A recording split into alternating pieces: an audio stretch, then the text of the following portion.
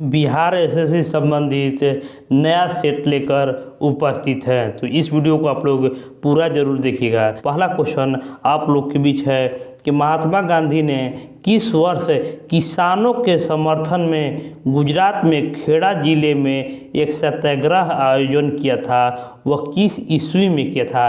खेड़ा आंदोलन किस ईस्वी में हुआ था? तो देखिए आप लोग को ऑप्शन है 18, 20, 19 और 16। देखिए खेड़ा आंदोलन जो हुआ था वो 1918 ईस्वी में हुआ था। देखिए नेक्स्ट क्वेश्चन पर हम लोग चलेंगे। वर्ली चित्रकला भारत के किस राज्य में लोक चित्रकला है? किस राज्य की लोक चित्र? देखिए वर्ली जो है मुंबई है, मुंबई महाराष्ट्र में है। विश्व के समस्त जनसंख्या के सापेक्ष हमारे देश की जनसंख्या लगभग कितनी है? हमारे देश की जनसंख्या लगभग कितनी है? तो देखिए 17.5% पर हमारा देश भारत की जनसंख्या पूरे विश्व में है और ये 7वां नंबर पर क्षेत्रफल की दृष्टि में आता है और जनसंख्या में पूछे तो ये पहला नंबर पर आता है। नेक्स्ट क्वेश्चन है कि भारत के तट रेखा तट रेखा कितनी लंबी है? देखिए 6100 आप लोग को याद कर लेना है कि 6100 इस प्रश्न का सही जवाब होता है। नकदी फसल में सम्मिलित नहीं है कौन?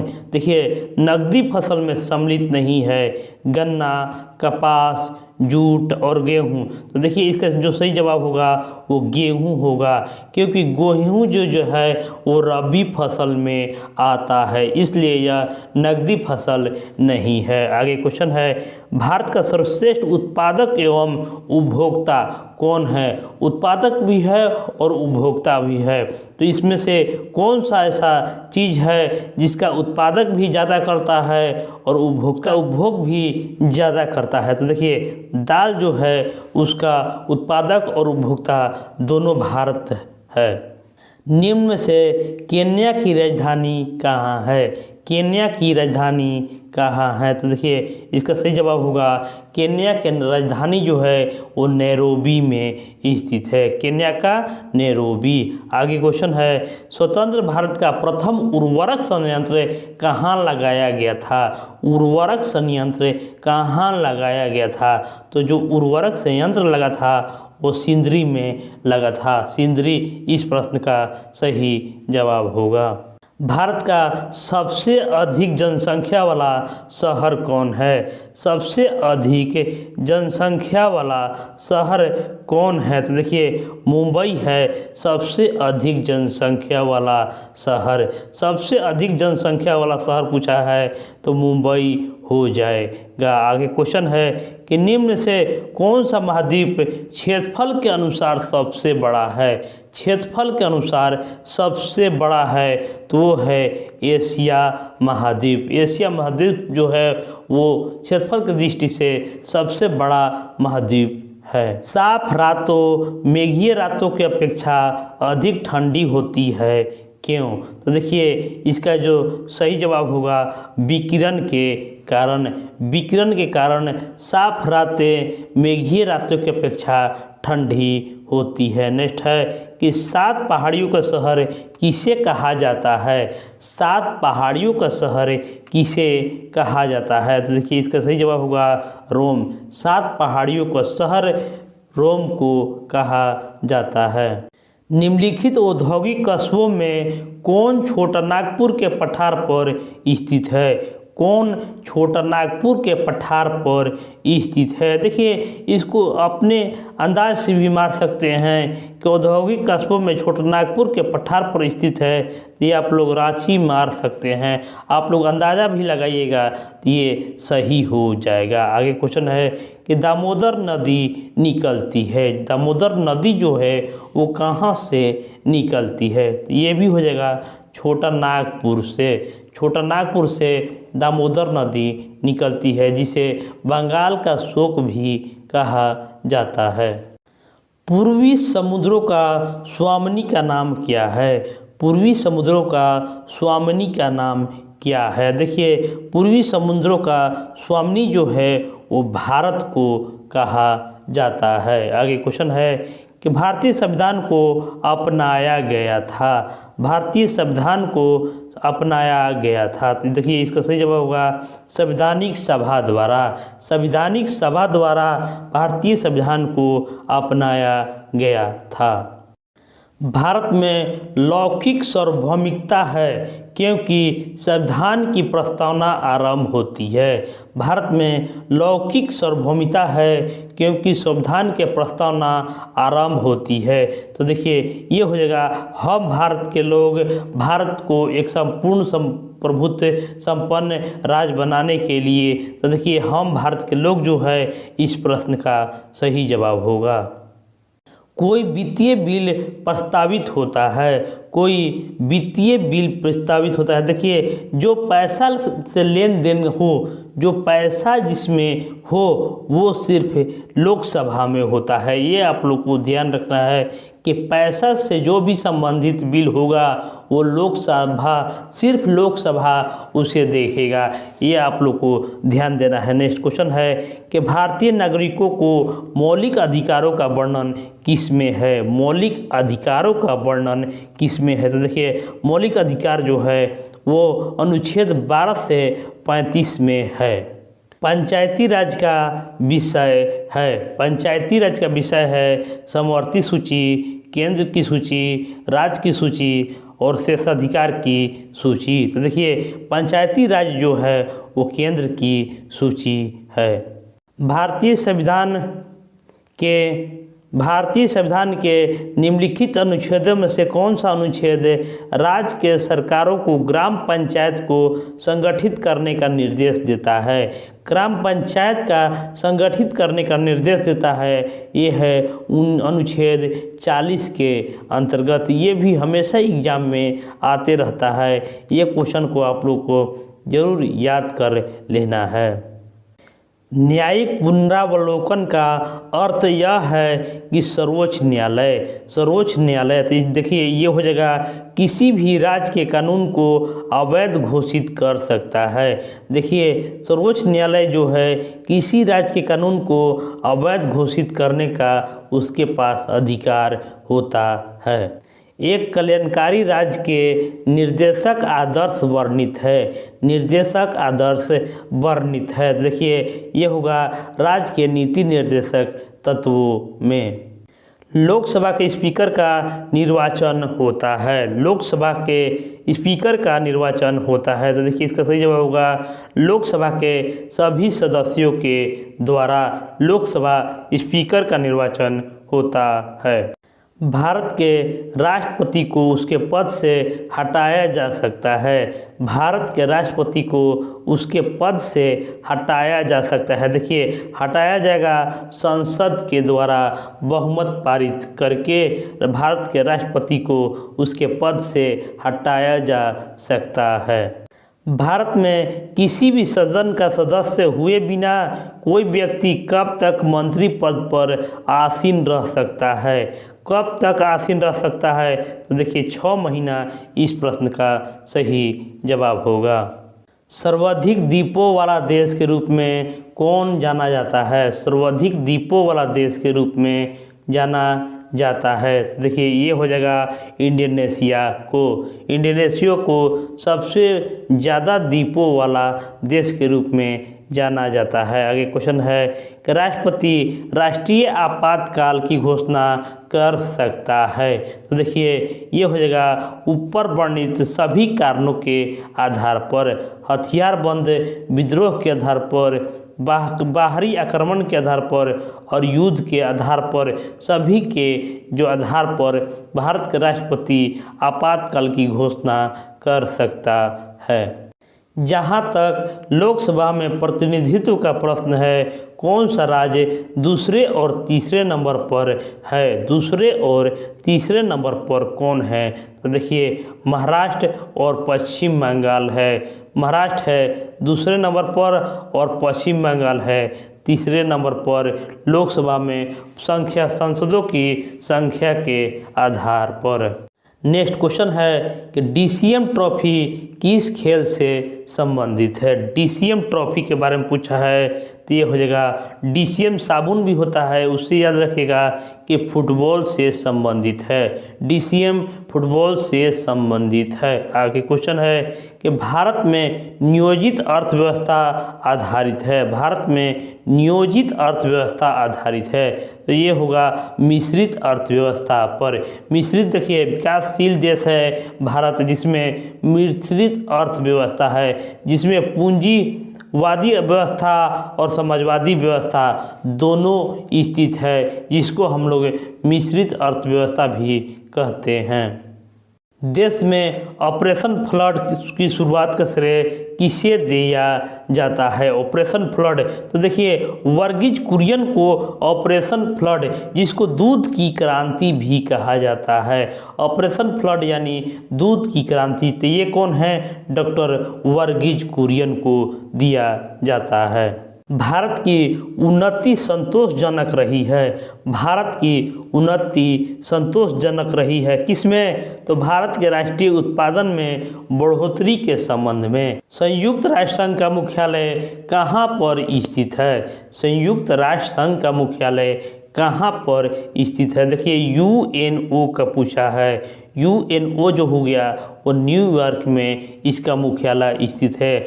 8वीं पंचवर्षीय योजना का प्राथमिकता थी। 8वीं पंचवर्षीय योजना की प्राथमिकता थी तो रोजगार बढ़ाने को। हमारे प्रणब मुखर्जी इसके निर्माता, 8वीं पंचवर्षीय योजना का निर्माता हुए, जिसमें रोजगार बढ़ाने की प्राथमिकता दी गई थी। अपने किस कार्यकारिणी समिति में कांग्रेस में जमींदारी उन्मूलन की नीति का अनुमोदन किया गया? जमींदारी उन्मूलन की नीति का अनुमोदन किया गया। देखिए ये होगा कार्यकारिणी कमेटी 1945।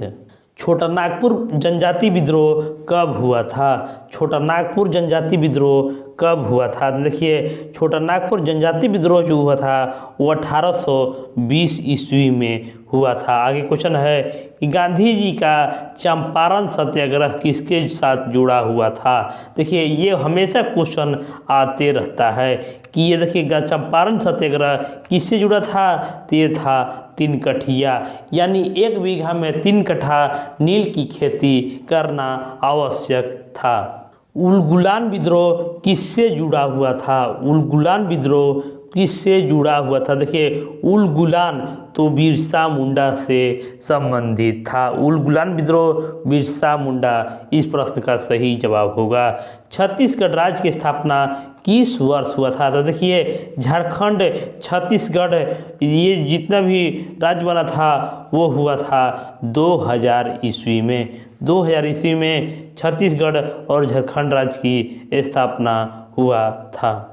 बिहार बंगाल से पृथक कब हुआ था? बिहार बंगाल से पृथक कब हुआ था? तो ये देखिए 1912 ईस्वी में। देखिए 1912 ईस्वी में बिहार बंगाल से पृथक हुआ था। नेक्स्ट क्वेश्चन है कि पटना उच्च न्यायालय का स्थापना कब हुआ था? पटना उच्च न्यायालय का स्थापना कब हुआ था? तो ये भी हमेशा एग्जाम में आता है। तो ये हो जाएगा 1916 ईस्वी में पटना उच्च न्यायालय की स्थापना हुआ था। अर्जुन पुरस्कार किस क्षेत्र में दिया जाता है? अर्जुन पुरस्कार किस क्षेत्र में दिया जाता है? तो ये होगा खेल के क्षेत्र में। नेक्स्ट क्वेश्चन है कि भूरी क्रांति का संबंध निम्न में से किससे है? भूरी क्रांति का संबंध निम्न में से किससे है? देखिए भूरी क्रांति जो है उर्वरक से संबंधित है। निम्न में से कौन सा मीठे पानी का झील नहीं है? मीठे पानी का झील देखिए डल झील, लोकटक झील, बड़ा पानी और सांभर। तो देखिए ये सांभर जो है राजस्थान में स्थित है और सबसे खारे पानी का झील है, तो यही इसका उत्तर हो जाएगा। आगे क्वेश्चन है निम्न में से कौन सी एक फलीदार फसल है? फलीदार फसल कौन है? तो देखिए फलीदार जो होता है वो दाल होता है। शांति उद्देश्य होती परमाणु शक्ति का उपयोग करने में भारत के किस देश से बहुत आगे है? किस देश से बहुत आगे है? तो अपना पड़ोसी पाकिस्तान से बहुत आगे है। आगे क्वेश्चन है कि वर्तमान में सर्वोच्च न्यायालय में न्यायाधीशों की संख्या कितनी है। देखिए सर्वोच्च न्यायालय में न्यायाधीशों की संख्या कितनी है। देखिए अभी 34 हो गया है। वर्तमान में सर्वोच्च न्यायालय में न्यायाधीशों की संख्या जो है वो 34 है। निम्न में से किस नगर में चार मीनार स्थित है। किस नगर में चार मीनार स्थित है। देखिए हैदराबाद में चार मीनार स्थित है। इस प्रश्न का सही जवाब होगा। आगे क्वेश्चन है कि संकटग्रस्त जाति संगाई है। संकटग्रस्त जाति संगाई है। तो देखिए इस प्रश्न का सही जवाब होगा मणिपुरी हिरन। संगाई जो है वो मणिपुरी हिरन है।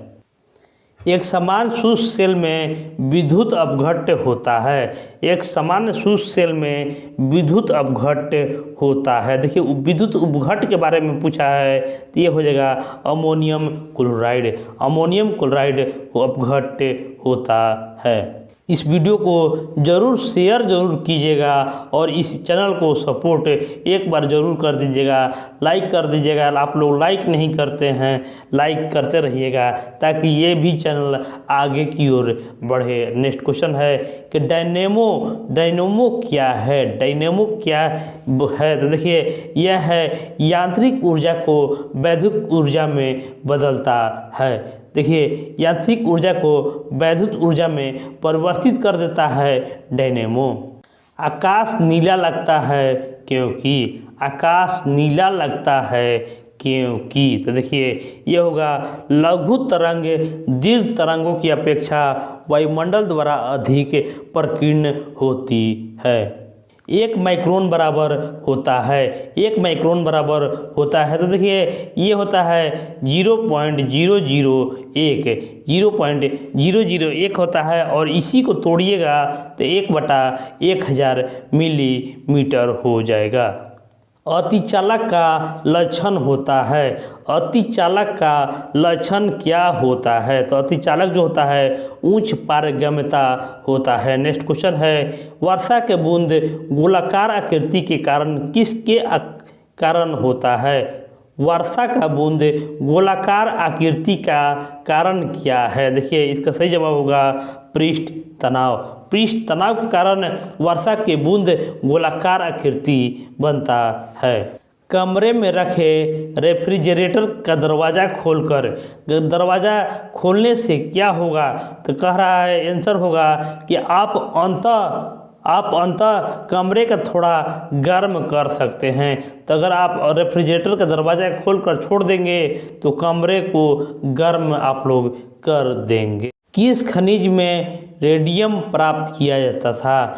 किस खनिज से रेडियम प्राप्त किया जाता है या था। तो देखिए पिंच ब्लेड इसका सही जवाब होगा। पिंच ब्लेड से रेडियम प्राप्त, पिंच ब्लेड जो है वो रेडियम का अयस्क है, इसलिए इससे रेडियम प्राप्त होता है। नेक्स्ट क्वेश्चन है परमाणु बम किस सिद्धांत पर आधारित है। परमाणु बम जो है किस सिद्धांत पर आधारित है। ये हो जाएगा नाभिकीय विखंडन पर। परमाणु विखंडन, परमाणु बम जो है विखंडन पर आधारित है। वहीं पूछे हाइड्रोजन बम तो हाइड्रोजन बम नाभिकीय संलयन पर आधारित है। और सूर्य भी हमारा नाभिकीय संलयन पर, यानी हाइड्रोजन एक दूसरे से जुड़ता है उसको हम लोग संलयन करते हैं और जहाँ हाइड्रोजन टूटता है उसको हम लोग विखंडन कहते हैं।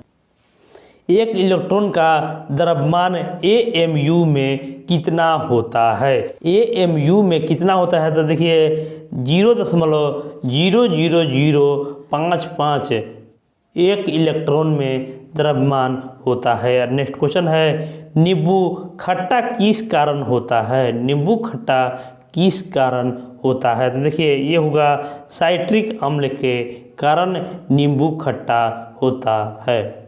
वायु ये क्या होता है। यौगिक होता है, तत्व होता है, मिश्रण होता है या विद्युत अपघट्य होता है। तो देखिए वायु जो है वो मिश्रण होता है। सभी गैसों का वायु एक मिश्रण होता है। आगे क्वेश्चन है कि व्यंजक चूर्ण के लिए कौन सा असत्य है। व्यंजक चूर्ण के लिए कौन सा असत्य है। तो देखिए ये हो जाएगा जल में अधिक विलय होता है। जल में अधिक विलय होता है। पारद धातु मिश्रण। पारद धातु मिश्रण देखिए पारद मिश्र धातु होती है। कोयले का समान प्रकार है। कोयले का समान प्रकार क्या है। तो देखिए कोयले का समान प्रकार जो है वो बिटुमिनस है। नेक्स्ट क्वेश्चन है कि प्राकृतिक मोती है। प्राकृतिक मोती क्या कहलाता है। देखिए ये है एक मोलास्क। एक मोलास्क प्राकृतिक मोती कहलाता है। नृशंस प्राणी कौन सा है। नृशंस प्राणी कौन सा है। तो देखिए व्हेल है जो एक नृशंस प्राणी है। नेक्स्ट क्वेश्चन है जल से बाहर निकाल लिया जाने पर मछलियाँ मर जाती है क्योंकि। जल से बाहर निकाल लिए जाने पर मछलियाँ मर जाती है क्योंकि देखिए वे श्वास नहीं ले पाती है। क्योंकि वे श्वास जो है गलफड़ा से लेती हैं, इसलिए मछलियाँ जल से जब बाहर निकलती हैं तो वह सांस नहीं ले पाती हैं। मधुमक्खी कॉलोनी के सदस्य एक दूसरे के किस प्रकार पहचानते हैं। मधुमक्खी कॉलोनी के सदस्य एक दूसरे को किस प्रकार से पहचानते हैं। देखिए ये भी बिहार एसएससी में आया हुआ प्रश्न है। इसका सही जवाब होगा नृत्य से। आगे क्वेश्चन है कि मनुष्य के जीवन काल में कितने दांत 2 बार विकसित होता है। कितने दांत जो है वो 2 बार विकसित होता है। तो 20 दांत जो है वो 2 बार विकसित होता है। मनुष्य के शरीर में पैर की हड्डी। मनुष्य के शरीर में पैर की हड्डी होती है। पैर की हड्डी जो होता है वो खोखली होती है।